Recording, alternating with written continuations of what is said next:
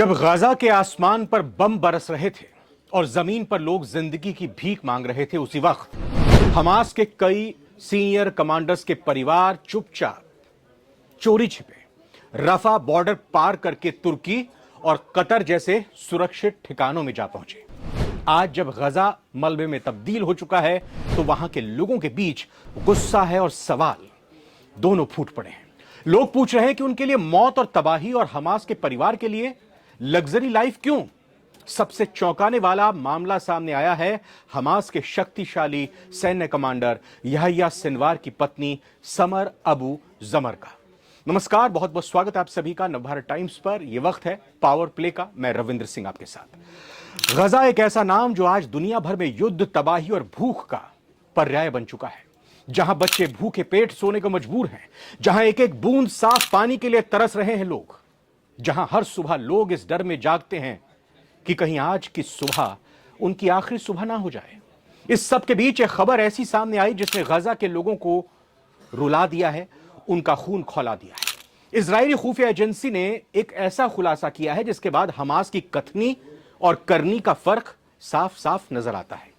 आपको याद होगा, अक्टूबर 2024 में इजराइल की सेना और खुफिया एजेंसियों ने महीनों की मशक्कत के बाद आखिरकार हमास के खूंखार नेता यहया सिनवार को ढूंढ निकाला और उसे मौत के घाट उतार दिया। सिनवार को 7 अक्टूबर 2023 के इजराइल पर हुए भीषण हमले का मास्टरमाइंड माना जाता था। उसकी मौत के बाद इजराइल के रडार पर उसकी पत्नी समर मोहम्मद अबू जमर थी। इजरायली एजेंसियां लगातार उस पर नजर रख रही थी, लेकिन जो खबर अब सामने आई है वो किसी भी सोच को हिलाकर रख देने वाली है।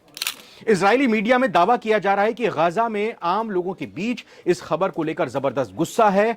एक तरफ गजा के लोग लगातार युद्ध और भूखमरी से जूझ रहे हैं, वहीं दूसरी तरफ हमास के बड़े नेताओं के परिवार विदेश में ऐश व आराम की जिंदगी बिता रहे हैं। रिपोर्ट के मुताबिक समर अबू जमर को हमास नेता फातिह हमाद की मदद से एक बेहद ही गुप्त ऑपरेशन के तहत गजा से बाहर निकाला गया। यह कोई सामान्य पलायन नहीं था, बल्कि एक सोची समझी साजिश का हिस्सा था। इस ऑपरेशन में समर को फर्जी पासपोर्ट दिए गए और उसके पास भारी मात्रा में कैश था, नकदी थी। चौंकाने वाली बात यह है कि इस ऑपरेशन में यहया सिनवार के भाई मोहम्मद सिनवार की पत्नी नजवा सिनवार भी उनके साथ थी।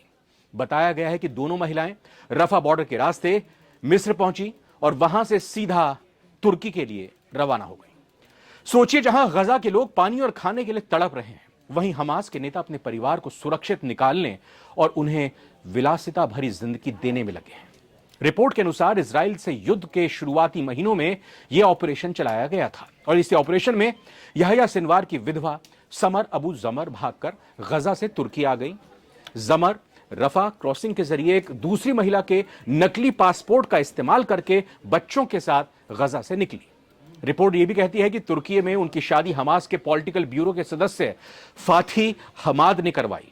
एक सूत्र ने कहा है कि वो अब यहां नहीं है, वो अपने बच्चों के साथ तुर्की में है। इसके लिए बड़े पैमाने पर लॉजिस्टिक सहायता, उच्च स्तरीय समन्वय और भारी धनराशि की जरूरत थी, पैसे की जरूरत थी, जो आम गजा निवासी के पास हो ही नहीं सकते। आईडीएफ यानी इजराइल डिफेंस फोर्स ने दावा किया है कि दोनों महिलाएं अपने पतियों की हत्या से पहले रफा के रास्ते से गजा को छोड़कर चली गई थी। अक्टूबर 2024 में यहया सिनवार की मौत के कुछ दिनों बाद इजराइल डिफेंस फोर्स ने एक वीडियो जारी किया था।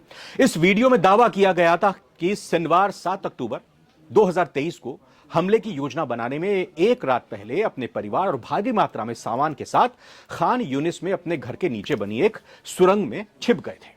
आईडीएफ ने दावा किया कि वीडियो में समर अबू जमर के हाथ में 28 लाख रुपए कीमत के हर्मेस बिर्किन हैंडबैग था। जी हां, पर्स जिसकी कीमत 28 लाख।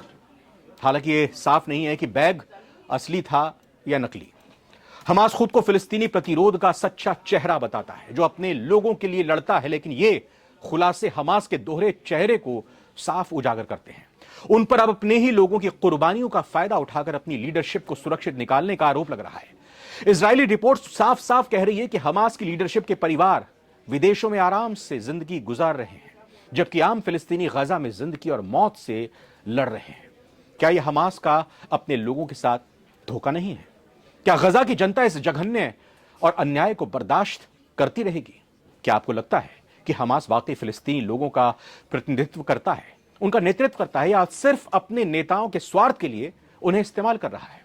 हमास ने कई सालों से एक गुप्त तस्करी नेटवर्क तैयार कर रखा था, जिसका मकसद सिर्फ और सिर्फ अपने खास लोगों को युद्ध की स्थिति में सुरक्षित बाहर निकालना था। मतलब उधर दावा तो यह किया जा रहा था कि वो इजराइल से लोहा ले रहे हैं, यानी हमास, लेकिन अपने परिवार को, रसूख वाले नेताओं को, लीडर को बाहर निकालने की भी तैयारी पूरी चल रही थी। बाकायदा नकली पासपोर्ट, फर्जी मेडिकल दस्तावेज, मित्र देशों से संपर्क और अंतर्राष्ट्रीय समर्थन का इस्तेमाल किया जा रहा था इस नेटवर्क के जरिए, और युद्ध शुरू होते ही एक्टिव हो गया। ये समर अबू जमर के साथ साथ मोहम्मद सिनवार की पत्नी नजवा सिनवार भी युद्ध शुरू होने से पहले ही गजा छोड़कर, दुम दबाकर तुर्की पहुंच गई।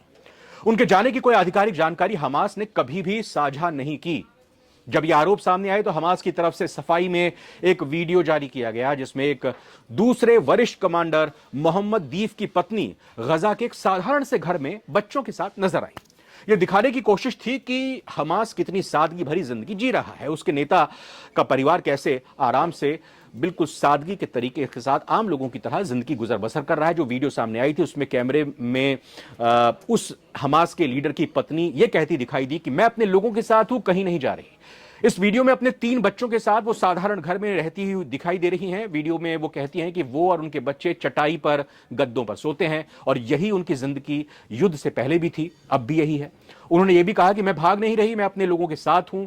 रिपोर्ट के अनुसार कुछ लोग खालिद के वीडियो को हमास नेताओं के गजा छोड़कर भागने की छवि को सुधारने की कोशिश मानते हैं, यानी कि जो डेंट लगा उसको सुधारने की कोशिश, ताकि जो इकबाल है, जो भरोसा है गजा के लोगों ने किया है हमास के लोगों पर, वो बना रहे। एक गजा के निवासी ने वाईनेट को बताया है कि ये वाईनेट एक एजेंसी है मीडिया की, कि हमास नेता अपने बच्चों को तुर्की और कतर में पढ़ाई के लिए भेज रहे हैं, जबकि हमारे बच्चे कब्र में जा रहे हैं।